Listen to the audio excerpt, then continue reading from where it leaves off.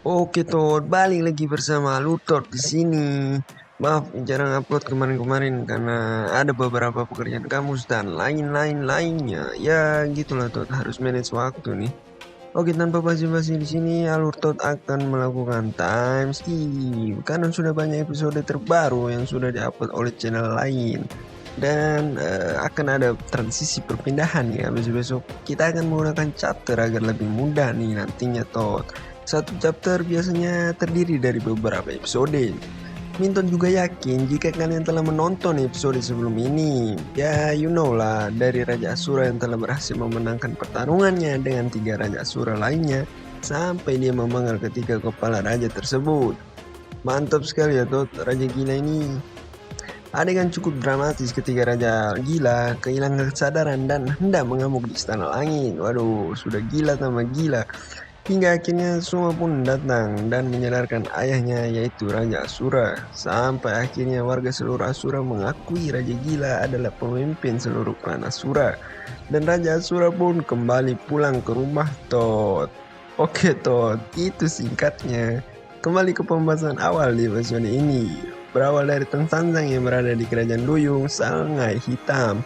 Karena sebelumnya sempat ingin mencari Gokong dan Xiaoyu yang tertangkap oleh Yuanzi Tianzun. Sampai akhirnya Tang Sanzang dan kawan-kawan dibantu oleh kerajaan Duyung guna mencari Tianzun. Dan dibawa sementara ke kerajaan Duyung sampai menunggu arus tenang.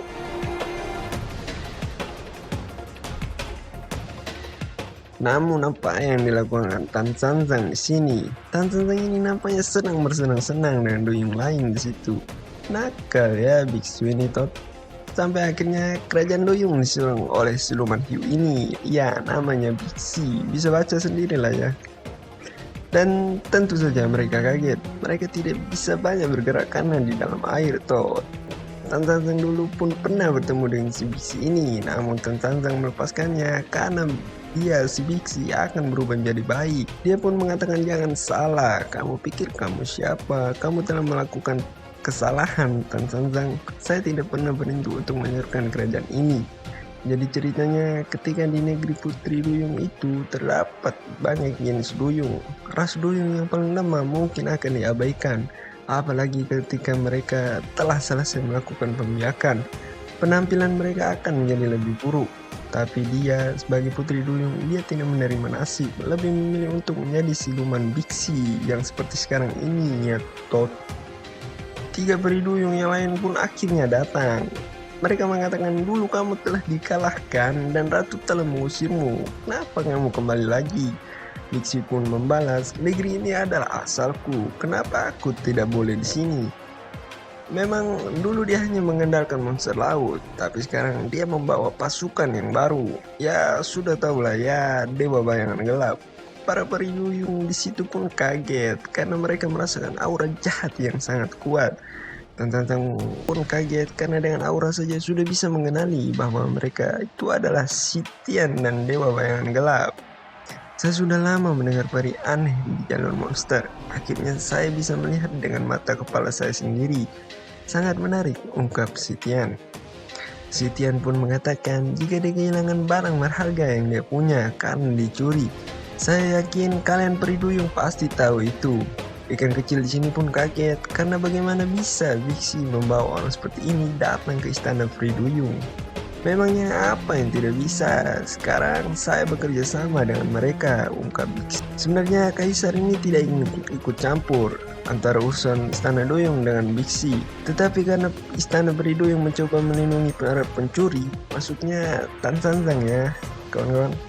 Sitian pun akhirnya membeberkan alasannya. Ya, karena Tan Sanzang dan kawan-kawan itu mencuri kitab suci yang dia punya. Makanya dia pun datang ke Istana Peri Duyung. Dan di situ juga nampak seseorang ya Tot. Dia mengatakan jika Kaisar Bayangan Gelap adalah dewa agung di puncak surga, jadi kalian harus menghormatinya. Dia pun menyapa Tan Sanzang dan kawan-kawan. Ya, itu adalah siluman laba-laba. Tan Sanzang pun bingung kenapa dia bisa bersama dewa Bayangan Gelap. Ya, dia adalah siluman yang memakan Raja Gerbang Selatan. Kaisar pun mengagumi kekuatannya dan meminta untuk melepaskan dewa Gerbang Selatan. Namun sayangnya, dia telah memakannya sebagian. Namun dia tidak menyalahkan atas apa yang dia perbuat. Dia menghargai saya dan menerima saya, dan Baisi pun diterima di kelompok Dewa Gelap. Tan San pun mengatakan, sayang sekali Baisi, kamu harusnya punya masa depan yang baik, namun kamu malah memilih untuk mengikuti Dewa Bayangan Gelap. Tiba-tiba muncul lagi siluman ular yang menghalangi Tan San dan sewaktu di perjalanan ya, dan memakan teman Tan San yang membuat Aoksu dan Bailang terpisah dari kelompok. Masih ingat kan? Tan San pun kaget dan mengatakan, itukah kamu? Jangan pernah berpikir untuk bisa kembali lari dari saya, ungkap siluman ular. Peri duyung gendut ini pun kaget. Apa ini? Laba-laba ular dan saling bekerja sama. Mereka semua bergabung bersama dengan Dewa Gelap Guru. Dengan kemurahan hatiku, bahkan monster laba-laba seperti Baisi pun aku jadikan seorang dewa. Apalagi biksu sepertimu, Tan San. Aku pasti memaafkanmu, tapi kamu harus menyerahkan dulu kitab suci itu, jelas Sitian. Dan San pun meminta maaf. Dia mengatakan, jika kamu terlambat Sitian, kitab suci itu telah dibawa pergi oleh Yuanzi Tianzun. Sitian yang mendengar itu pun sontak kaget. Sitian dan lain-lain juga menemukan jejak Yuanzi Tianzun pada saat di tebing. Salah satu dewa di situ mengungkapkan jika kitab suci sepertinya tidak ada pada mereka. Tan San, jika kamu berbohong, Anda akan mati, ungkap Sitian. Tan San pun mengatakan jika dia tidak berbohong. Sitian pun menyuruh agar kita cari tahu saja sendiri. Baxia pun langsung menyerang istana Peri Duyung dengan pasukan hiunya. Hiu itu pun melontarkan serangan meriam air dan mengenai Tan San dan kawan-kawan. Ikan kecil di situ pun langsung membalas. Bixi pun tidak tinggal diam. Dia langsung menangkisnya. Apa kamu ingin mati, kata Bixi. Kamu sudah keterlaluan dengan membawa orang asing itu ke istana Peri Duyung, kata ikan kecil.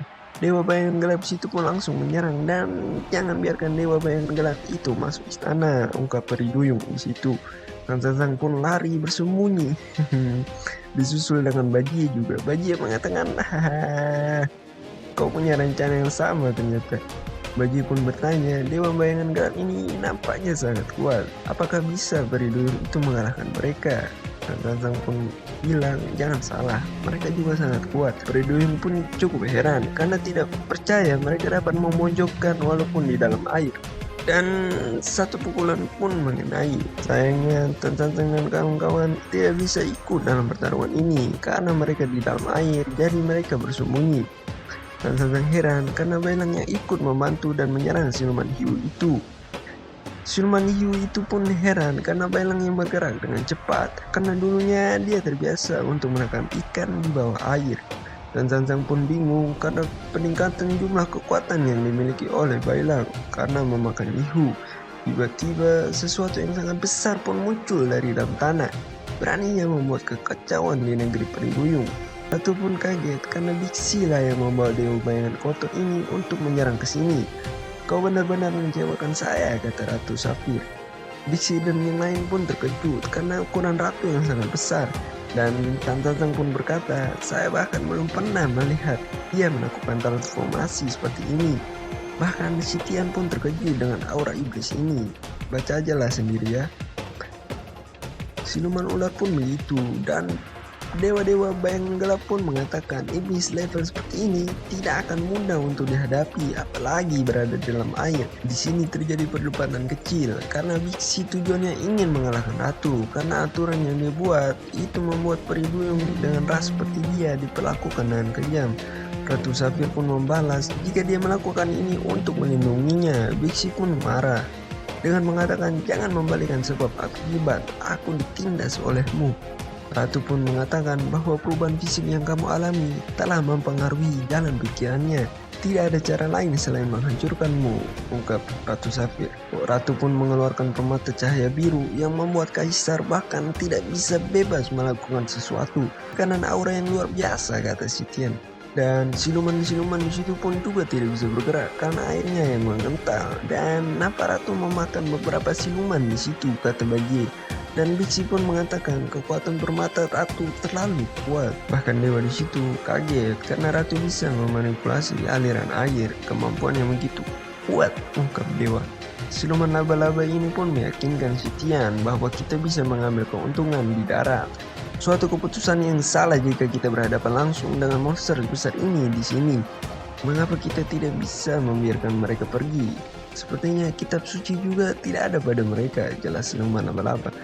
Dan si Tian pun menyuruh agar komplotan dewa gelap ini agar pergi karena berhadapan dengan Tan San Sang adalah membuang-buang waktu. Dan Kaisar pun langsung ingin pergi ke sisi lain untuk mengejar kitab suci yang dicuri oleh Yuanzi Tianzun. Tapi dipotong saja oleh Bixi. Dia kecewa karena Kaisar sebelumnya sudah berjanji untuk mengalahkan ratu.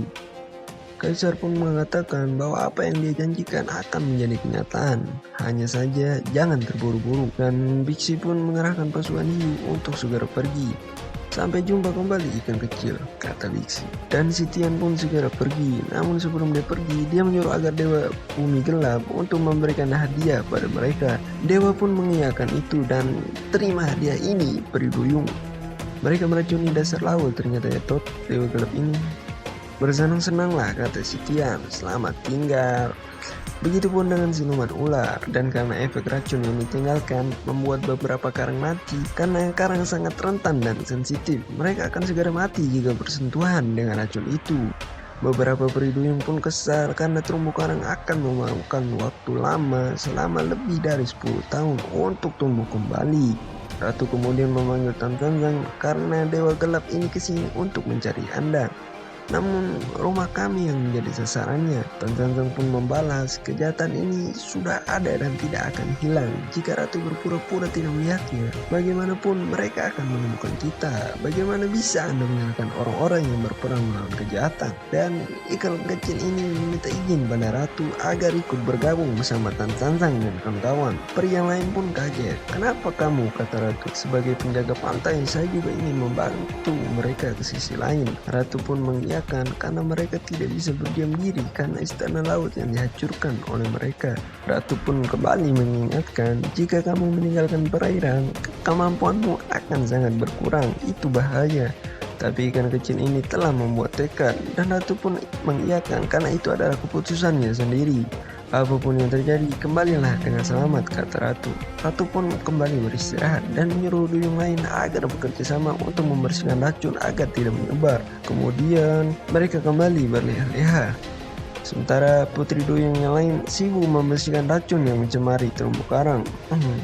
Luar biasa ya Tot, mereka ini sangat disayangkan ya, tempat yang begitu indah tiba-tiba rusak. Dan peri duyung yang lain pun datang memberitahu jika Tan San Sang mencari Bailang. Bailang pun menemui gurunya. Tan San Sang pun menjelaskan bahwa di sisi lain adalah akhir dari perjalanan mereka. Apakah kamu yakin?